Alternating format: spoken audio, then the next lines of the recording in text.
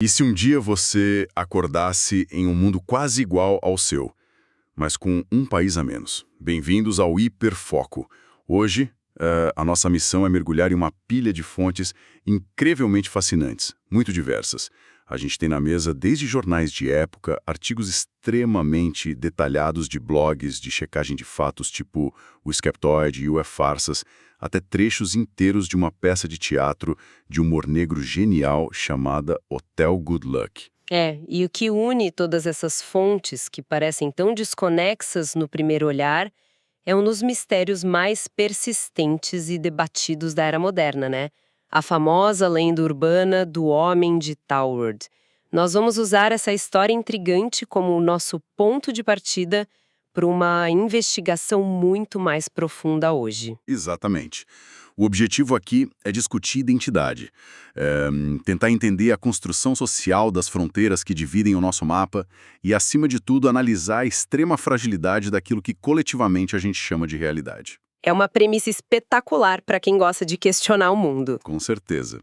E para quem nos ouve e talvez não conheça a lenda clássica, ou só conheça aquela versão bem resumida que viraliza no TikTok ou no YouTube de tempos em tempos, vamos montar o cenário da forma como o mito é contado. Vamos lá, eu adoro a ambientação dessa história. Então, estamos em julho de 1954, um dia super quente no aeroporto de Haneda, em Tóquio.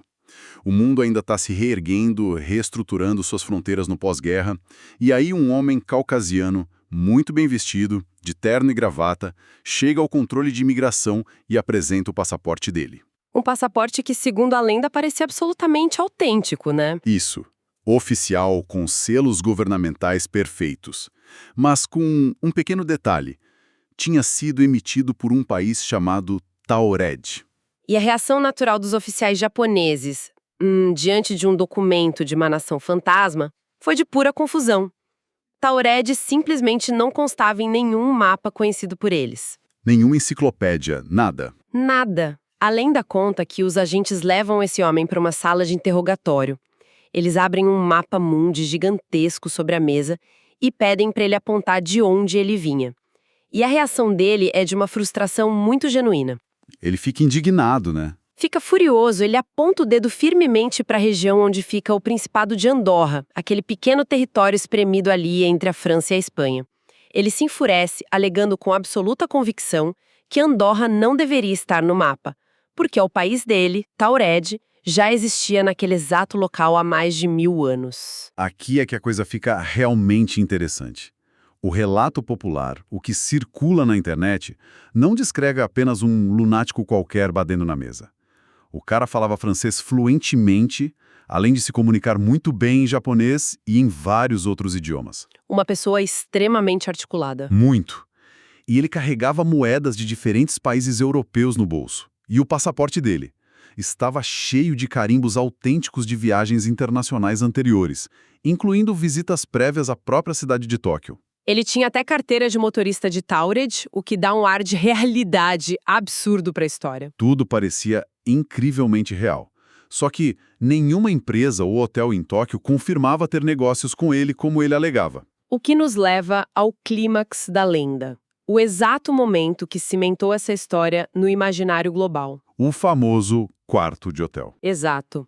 Diante desse impasse diplomático e burocrático, as autoridades decidem colocá-lo em um hotel local para passar a noite enquanto investigam a situação. Ele é alojado em um quarto, no 12º andar, e aqui tem um detalhe crucial das narrativas de internet. O quarto não possui sacada. Nenhuma sacada. A fuga pela janela seria fatal.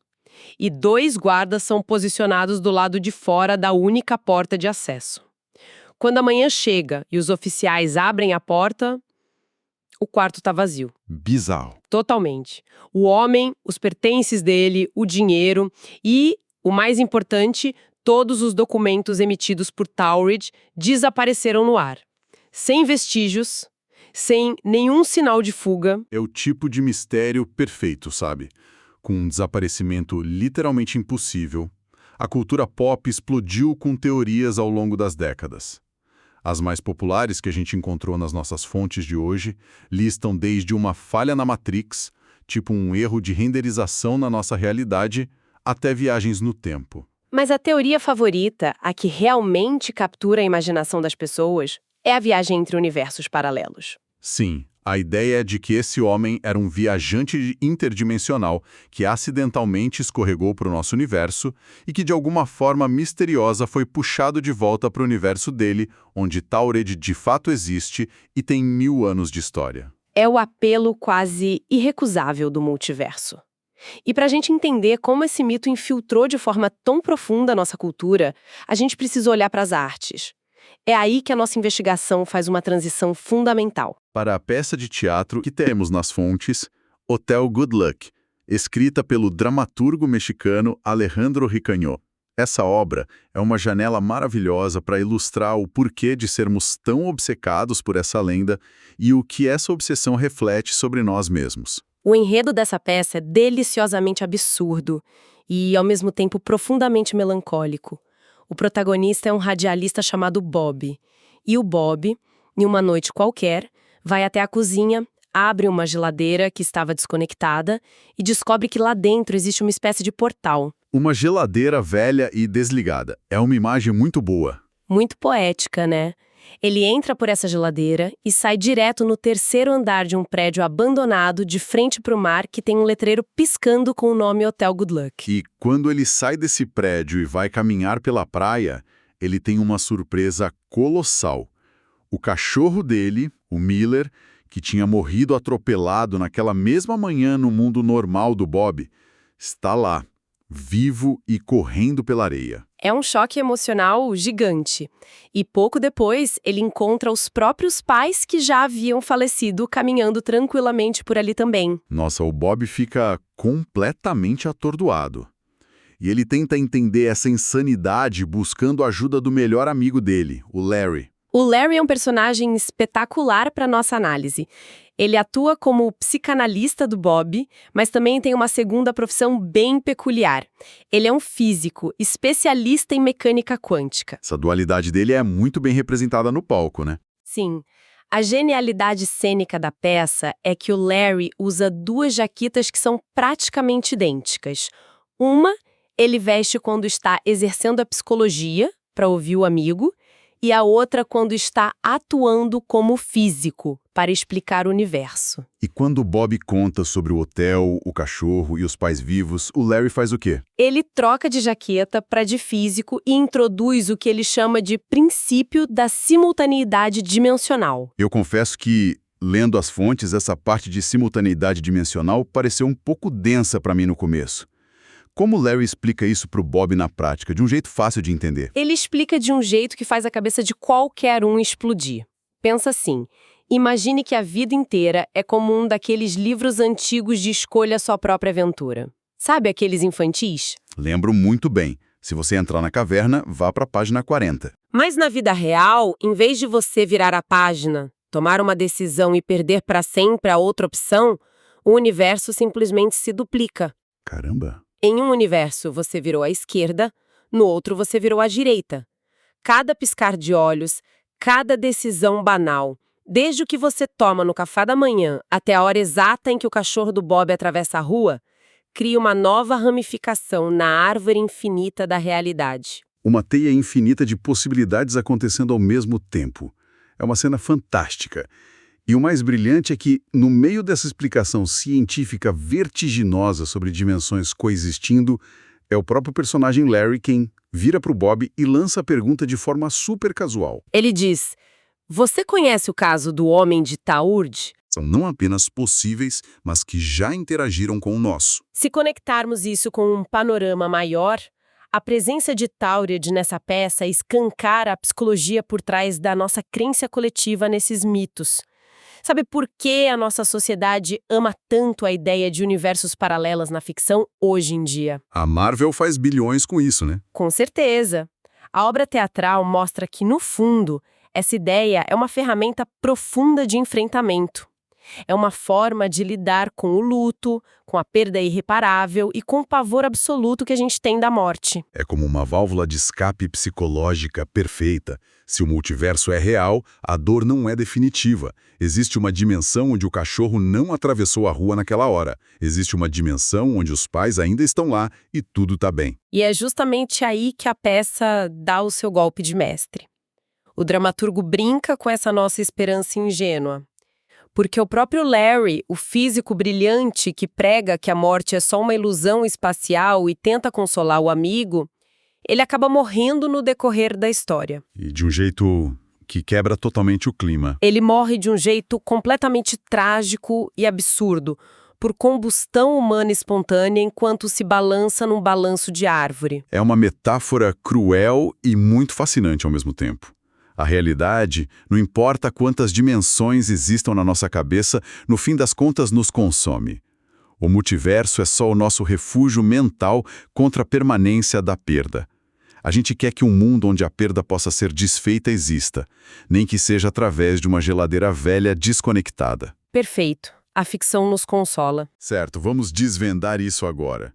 Porque, por mais bela que seja essa metáfora teatral, e por mais instigante que seja a ideia de um viajante saltando entre mundos, o nosso material de hoje também exige o choque brutal com os fatos. A hora da verdade. As investigações reais, conduzidas com base nos arquivos originais das autoridades japonesas e muito bem documentadas por checadores de fatos como o Brian Dunning, do Skeptoid, e a equipe do iFarsas, nos contam uma história completamente diferente do mito da internet. Completamente. Para começar a implodir a lenda, o evento real não aconteceu em julho de 1954. O incidente verdadeiro ocorreu mais de 5 anos depois, em outubro de 1959.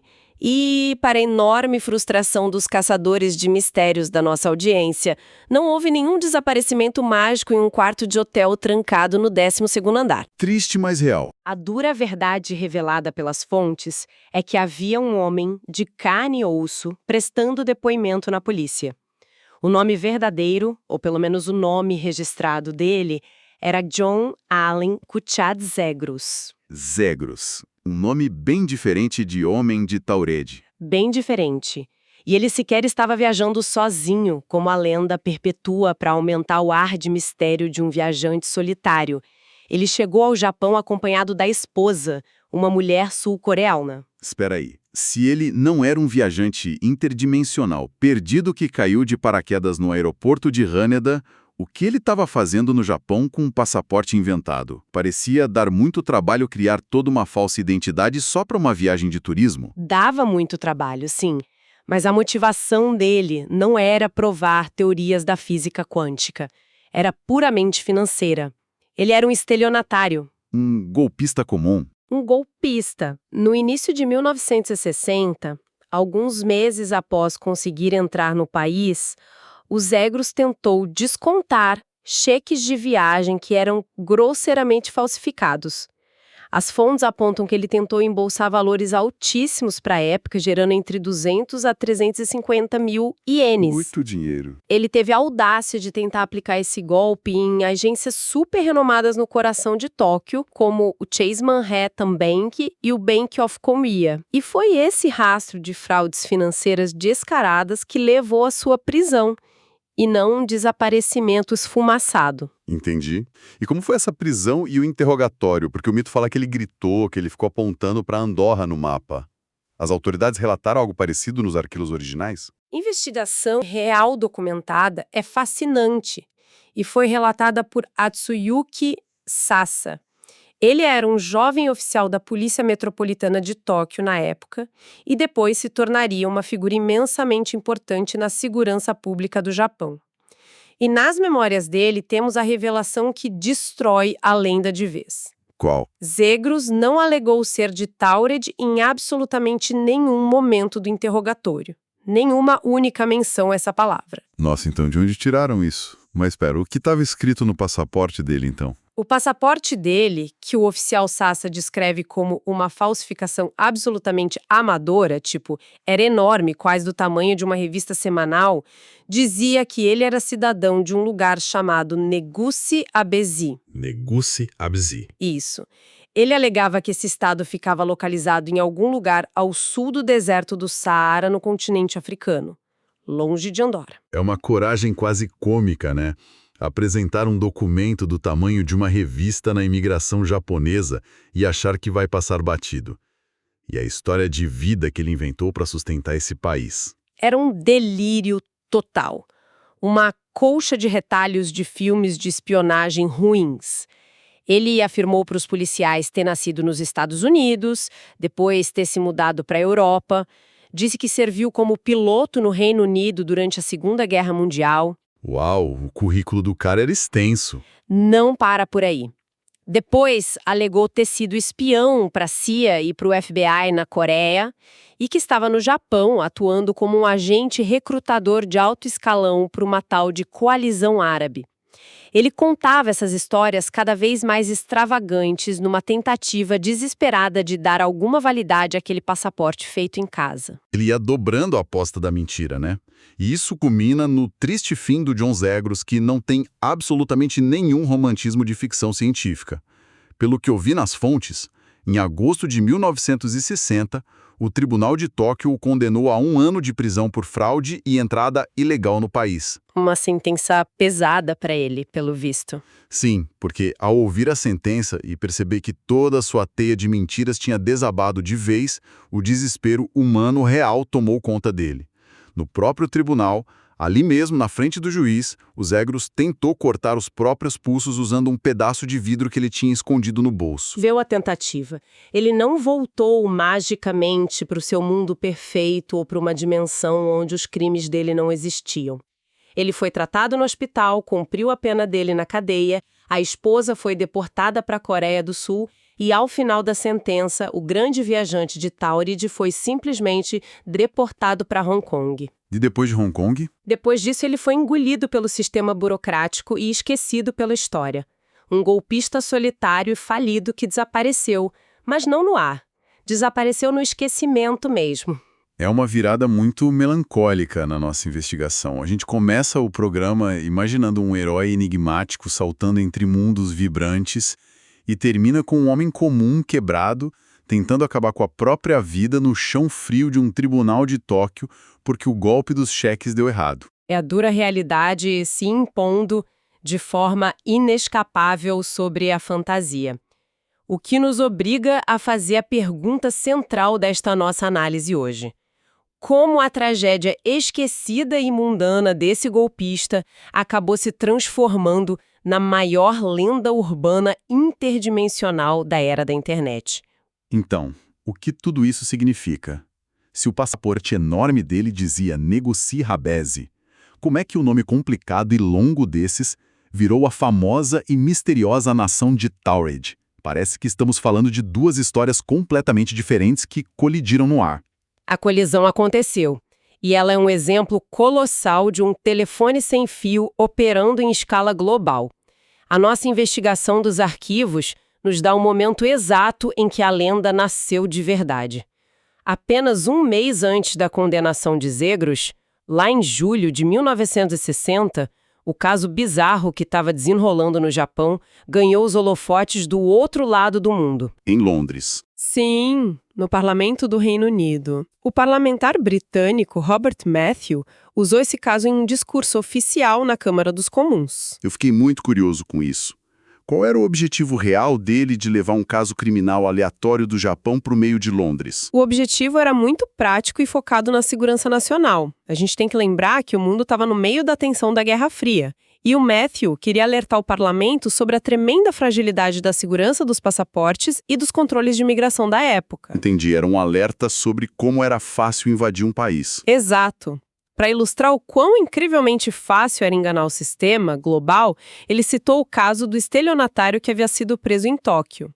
Só que, ao discursar e descrever o passaporte falsificado, o Matthew cometeu um deslize. Um pequeno erro que mudou a história da internet. Ele afirmou no discurso que o documento falso havia sido emitido em uma cidade chamada Tamanrafet, que é de fato uma província real na Argélia, mas que, segundo ele relatou ali na Câmara, ficava localizada na nação de Taured.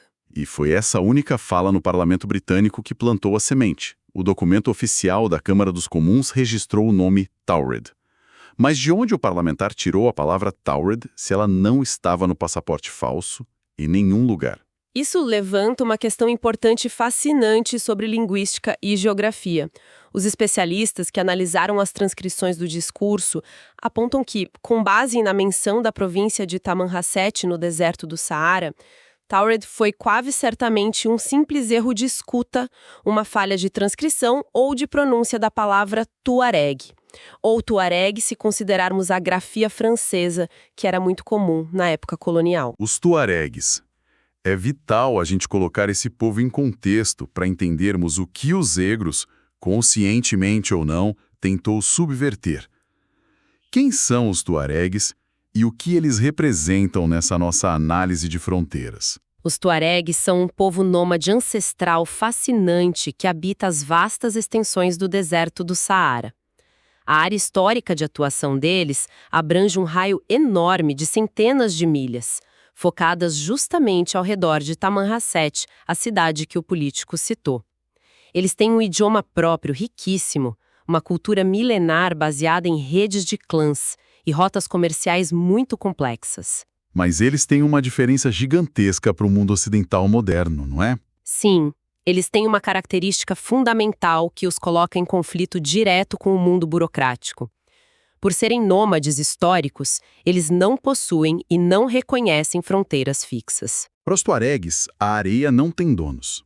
Sabe, imagina tentar desenhar uma linha divisória com um graveto numa duna gigante durante uma tempestade de areia. É mais ou menos assim que eles enxergam as fronteiras rígidas dos países modernos. É uma ótima analogia. Enquanto nós dependemos de pedaços de papel carimbados para provar quem somos, de onde viemos e para onde podemos ir, a identidade deles é fluida. É atrelada à comunidade viva, às estrelas, ao deserto, e não um Estado-nação inventado por políticos engravatados numa sala fechada. Para um tuareg tradicional, a fronteira imposta pelas potências coloniais europeias ou pelos governos africanos modernos é apenas uma abstração irrelevante na vida prática deles. O que nos obriga a perguntar para quem nos ouve, a nossa dependência dessa burocracia estatal é realmente um sinal de civilização avançada? Ou é só uma prisão imaginária que nós mesmos construímos? Isso amarra perfeitamente a nossa investigação na questão mais profunda da construção da realidade. Porque quando a gente olha para a estrutura do nosso mundo contemporâneo, a sociedade inteira funciona baseada no que podemos chamar de uma ilusão compartilhada. Ilusão compartilhada é um ótimo termo. Passaportes, fronteiras, nações, o próprio valor do dinheiro impresso, tudo isso é, em sua essência, uma ficção burocrática de papel. Uma ficção que todos nós, bilhões de pessoas no planeta, concordamos em tratar como a mais absoluta das realidades diárias. É um pacto global de imaginação coletiva. Os tuaregues desafiam essa ficção apenas existindo na vastidão do Saara, vivendo tranquilamente fora das linhas desenhadas.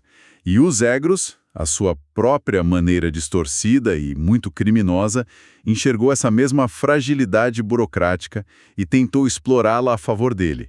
Ele basicamente pensou, se todos os países são inventados no papel, por que eu não posso inventar o meu? Migração é muito reveladora do nosso comportamento coletivo moderno. Quando os egros apresentam aquele gigantesco passaporte de Negusia-Base, as autoridades no aeroporto e a polícia de Tóquio ficam confusas porque as leis inquebráveis da termodinâmica ou da física quântica foram quebradas. Como as teorias de universos paralelos do YouTube gostam de sugerir, né? O cara atravessou o espaço-tempo... Não, nada disso. O choque real das autoridades ocorre porque as leis da nossa ficção burocrática foram descaradamente violadas. Zegros foi um indivíduo que olhou diretamente para o gigantesco sistema global de controle de fronteiras, um sistema que a humanidade finge ser sagrado, antigo e inquestionável, e negou esse sistema apresentando um documento falso feito em casa. Ele imprimiu o próprio panfleto de mentiras e exigiu que o sistema, que já é, por definição, baseado em construções imaginárias, engolisse a mentira dele como se fosse verdade. Exatamente. Um embate de ficções. Então, para sintetizarmos a nossa jornada de hoje para a nossa audiência, o misterioso Homem de Taured, a figura icônica que inspirou tantas teorias malucas de multiverso em fóruns do Reddit e até obras de arte belíssimas sobre o luto e a mecânica quântica, não era um viajante dimensional de roupas elegantes. Ele era o John Zygros, um estelionatário desesperado, falido, tentando pagar a conta de um hotel e enriquecer em Tóquio com cheques que não valiam um centavo. O mito interdimensional que transcendeu a vida dele nasceu pura e simplesmente de um erro banal de dicção em um parlamento britânico, trocando a palavra Tuareg por Taured. E, claro, esse erro foi vorazmente alimentado pelo nosso desejo humano inesgotável pelo fantástico. Pela nossa vontade profunda de que o mundo seja, de alguma forma, muito maior, mais poético e mais misterioso do que a burocracia cinza dos nossos passaportes monótonos permite. O que acaba sendo uma ironia quase poética, no fim das contas. Totalmente. Um homem falido que usava um passaporte gigante e mal tinha dinheiro real para sobreviver, acabou alcançando uma forma inegável de imortalidade cultural. Através desse erro de tradução acidental e do nosso próprio desejo de escapismo, ele criou, sem ter a menor ideia disso enquanto cortava os pulsos na prisão, um gigantesco império interdimensional invisível. Que loucura pensar nisso. É um império que existe até hoje na mente de milhões de pessoas que continuam debatendo em fóruns da internet, imaginando maravilhadas como seria viajar para Taured. É o poder imbatível da narrativa vencendo a frieza dos fatos históricos. E com base em tudo isso que as nossas fontes apresentaram e que nós destrinchamos juntos hoje, deixamos aqui uma reflexão provocativa para o nosso público levar adiante e pensar durante a semana. Qual seria? Se um simples erro burocrático de um político, aliado à criatividade criminosa de um falsificador desesperado, foram capazes de erguer um país mítico no qual milhões de pessoas acreditam firmemente mais de 70 anos depois, quais outras verdades absolutas da nossa realidade diária, seja na política que acompanhamos, na economia ou até na nossa própria identidade, são apenas ficções de papel que nós, coletivamente, concordamos de forma cega em aceitar? Não se esqueça de seguir o canal para continuarmos desvendando esses mistérios juntos. Até a próxima investigação.